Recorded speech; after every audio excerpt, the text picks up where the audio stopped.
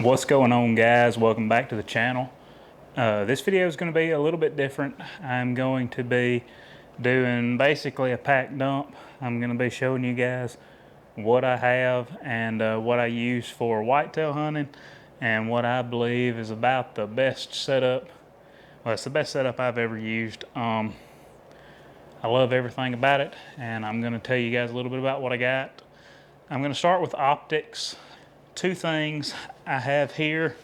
This is my rangefinder. This is the Vortex Impact 1000 rangefinder, and this thing is a beast. I love this rangefinder. I've had several different brands, mostly the cheaper Halos, and they work fine, but this Vortex, if you don't have a higher end rangefinder, I definitely encourage you to try one out. Really does make a difference. There have been times that I forgot my binoculars and I have used these to glass deer.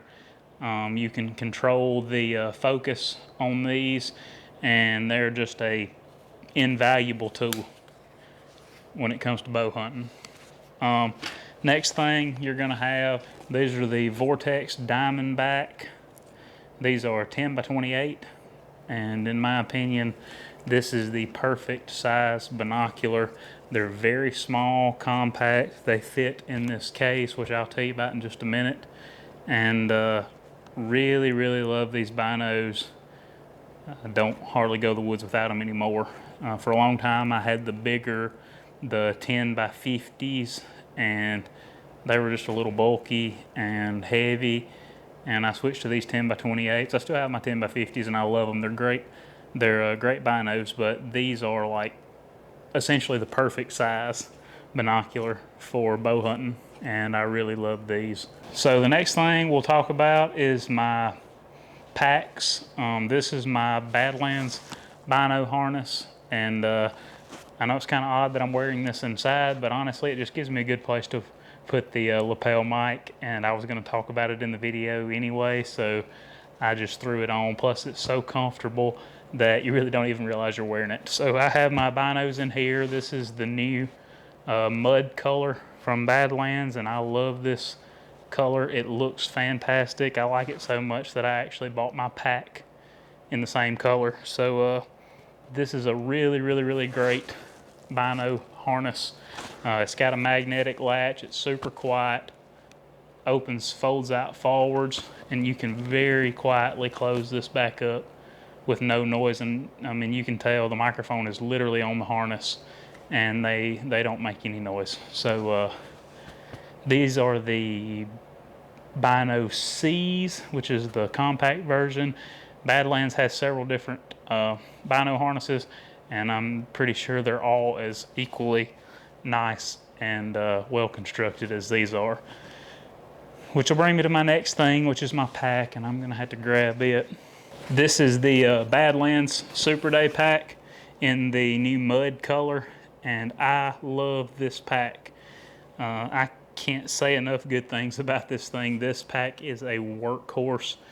The pockets are perfectly placed. Everything about the way this is designed, I honestly believe this may be the perfect saddle hunting setup bag. Badlands has some of the best warranty in the business, and they make a fantastic product. This thing is tough, super durable. It's Cordura on the exterior, and you can tell this has got my platform and my sticks very well placed. No negatives, honestly, about this pack. It evenly distributes the weight. The hip belt feels fantastic. The padding in the back is great, and it is just a fantastic pack. All right, next thing, guys, we're going to be talking about the saddle setup. So basically, I'm running the exact same saddle that I was running last year, and that is the tethered Phantom with the standard dump pouches. I'm running my own homemade lineman's rope and tether with Ropeman ones, and this has been a fantastic setup for me. It fits perfectly. It's plenty of saddle for me. It's super lightweight and compact, and I just really like this setup, so I'm not changing it. I'm very comfortable in it and confident in it, and I think that's really what matters. But that is the tethered Phantom. It's a great saddle. I highly recommend it. I know tethered's getting a lot of backlash right now, but this really is a fantastic product.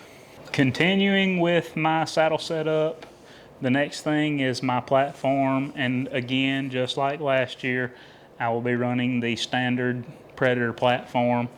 It's a great size for me. It's perfect for what I use it for, and I really like this thing. Mine has held up really well, and I have put it through some pretty intense hunting. So really like this platform, and will continue to use this, and I really enjoy this. If you guys watch my channel, you know that I have the Tethered 1 sticks. These are the Gen 1 Tethered 1 sticks. These are the ones that did not get the recall, and I have had these sticks since they came out, and I've had literally no issues with them. I know that some people have had some problems with these sticks, and that is all well and good, but I feel perfectly safe on mine. I have put countless climbs on these sticks, and I'm pretty rough on my gear, and I feel completely safe with these, and I love the way they pack up. I love that they're so light you don't even notice that they're on the pack, and honestly, I wouldn't trade anything for them. I love these sticks. Unpopular opinion, but I think that they are fantastic. And I'm not a tethered fanboy. I just happen to have some of their gear, and I like their equipment, and I've had good experiences with them. So that's just the way it is for me. Yeah, these are just a great stick. I really love these, and I've thoroughly enjoyed having these in my pack. Little side note here. I know not everybody's going to be interested in this because not everybody self-films, but I'm running this year. This is my new Lone Wolf custom gear camera arm, and I'm actually filming on my main camera, which is a Sony a6400 with a 18-105 f4 lens and a small rig CH10 fluid head that will be on this arm with me in the tree. This is the 2-arm version. It has a higher weight rating. It's super well made, and this is a little beast. I really love this. It is a considerable cut in weight and bulk from my 4th Arrow arm, which I was using last year, was the Micro Talon, which I loved. Rock solid, but this thing is just fantastic. So really excited about this. I know it's not going to be applicable to everybody, but it's something that I really like, and I'm pretty excited to get to use, and it's going to be in my pack, so I thought I'd tell you guys about it. On to the next thing, which is going to be my bow. This is the Hoyt Carbon RX7. It is wilderness green. I have lots of fancy stuff on here. I've got a Spot Hog Fast Eddy 2-pin adjustable sight, the Hoyt integrated rest, and lockout doors, wrist lanyard, and the Hoyt Carbon Solo slim profile quiver. And if you can see how closely that mounts to the bow, very compact, nice setup. Love this bow.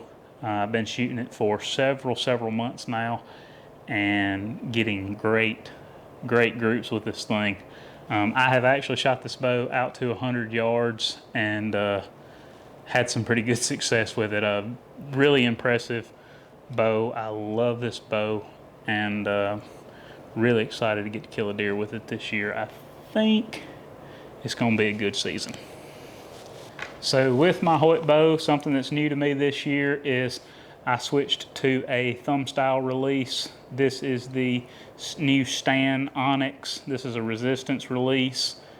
I switched to this because I was developing a bad case of target panic. I noticed it really significantly during last hunting season. That very first doe that I shot, watching the footage back, I jerked the string, I was jumping the string real bad, and I noticed I was having a lot of pin float on target. I was trying to time my shots. So after digging in and doing a lot of research, I decided I was going to try a tension style release or a resistance release. And the Stan Onyx is new this year. Gave it a shot, it had good reviews, and I love this thing. Freaked me out so bad that I barely could use it when I first started trying to learn this style of release. And after launching an arrow to Pluto, I think I finally got settled in and got comfortable with it, and I have watched my groups just shrink down to I'm scared to shoot the same spot on the target now. So really don't have enough good things to say about this. I really love this release. So on to something that a lot of you guys probably have a lot of questions about, and this is a really hot topic in the hunting industry for the last few years. This is my arrow setup. Now, yes, I'm on the heavy arrow bandwagon, but I'm not just like an extremist or anything. So this is a Victory Extortion, which is their carbon and stainless steel woven arrows. This is the 250 spine. This thing weighs like, I think 13.2 grains per inch. It's pretty heavy. I've got a 50 grain insert outsert and 125 grain head. My total arrow weight is 574 grains, and I chronoed at 264 with my setup. So I'm shooting really good groups. My trajectory is really good out to 50 yards. I mean, you do have a noticeable drop off in trajectory at longer distances, but I'm not planning to shoot anything further than 30 yards, and this thing seems to be getting to the target plenty fast enough. And I mean, like I said, I am stacking groups that are dangerous. I can't tell you how many fletchings and knocks that we've had to replace practicing so much the last couple months. So like I said, 574 grains. This arrow is tough, it's heavy, and I really love this arrow setup. And I've got it done in my black and purple fletchings to match the black and purple on my bow, because I'm a little OCD and over the top when it comes to color matching. So I had to match my arrows to my setup. Last but not least, we'll talk about my broadhead setup. So I'm actually going to be using two different broadheads this year.